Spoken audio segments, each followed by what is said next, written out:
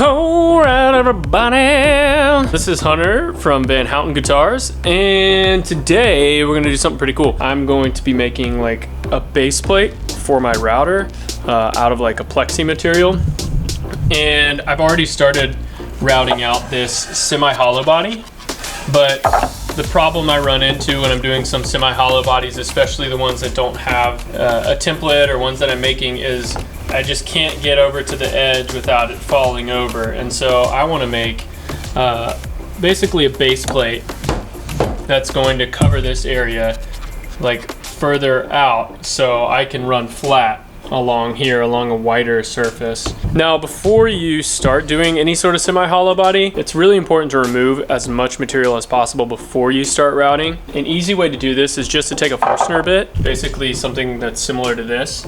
It's a rounded end bit, and it just takes off a lot more material, as you can see in here, and it goes a lot quicker than if I were to route it, because I should only really be routing by an 1/8 inch at a time so I don't break the router bit.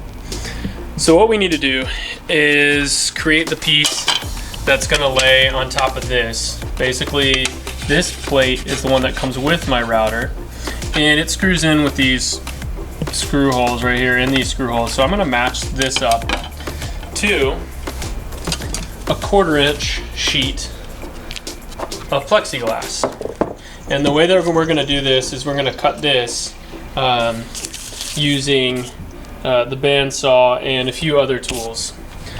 And I'm going to show you how to do it. It's not too tough, so stick with me. It's kind of an experiment. I've never done one of these, so yeah.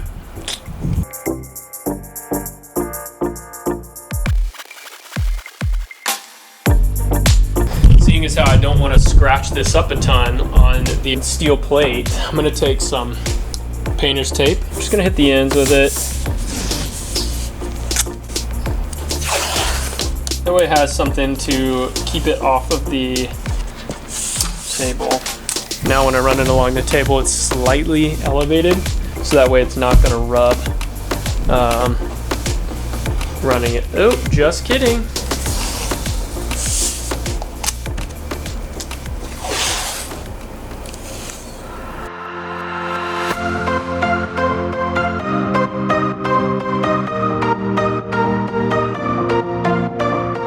So now that we got the piece cut on the bandsaw, I went ahead and cleaned up the outsides with like a razor blade, just scraped it off easily because it's like acrylic. It's like basically a really hard plastic. And then I put the router base plate down and then drew in Sharpie, filled in the holes, which is where the screw holes are gonna be.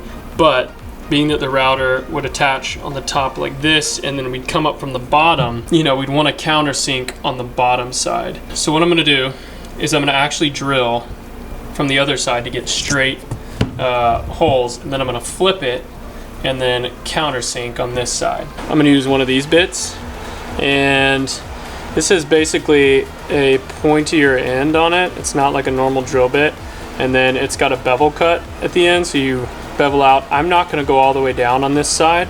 I'm going to flip it for that. I just want to get the hole started, and I'm using a smaller bit than normal just for a pilot. I want to start a pilot hole. I don't want to go at it with a huge bit, or else then I risk cracking the material.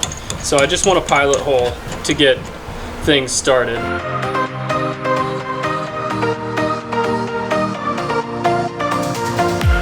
Alright, the good thing about doing this with the drill press is I can set the speed super low. So my drill press, it has 5 different speeds, and I've got it set pretty slow. I'm taking my time getting through the material, not going too fast because I don't want it to crack or split.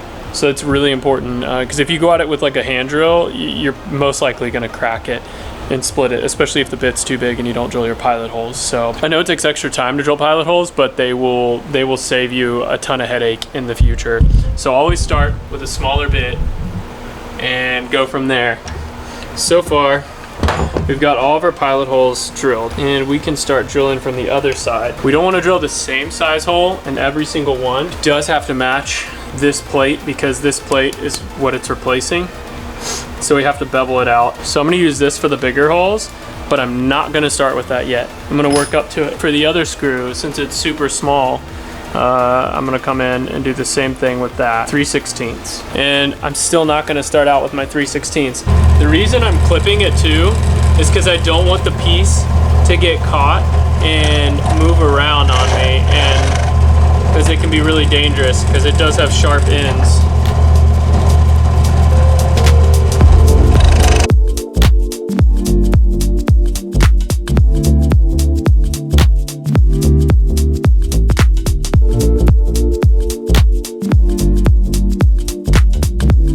I think my camera died while I was in the middle of that. So I countersunk all these holes from the other side, and then I found my center spot.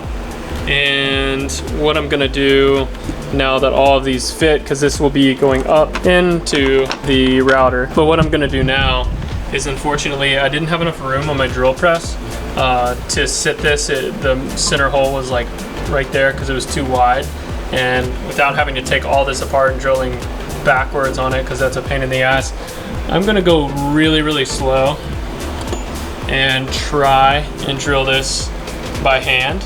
I don't know how it's gonna go. I could end up cracking it.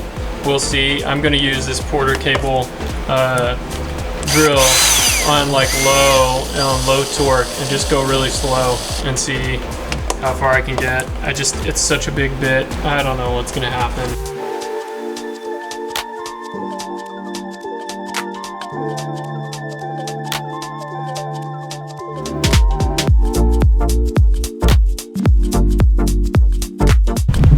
Alright, don't know why on earth I didn't think about putting wood underneath it so to help avoid cracking. But anyways, I did now.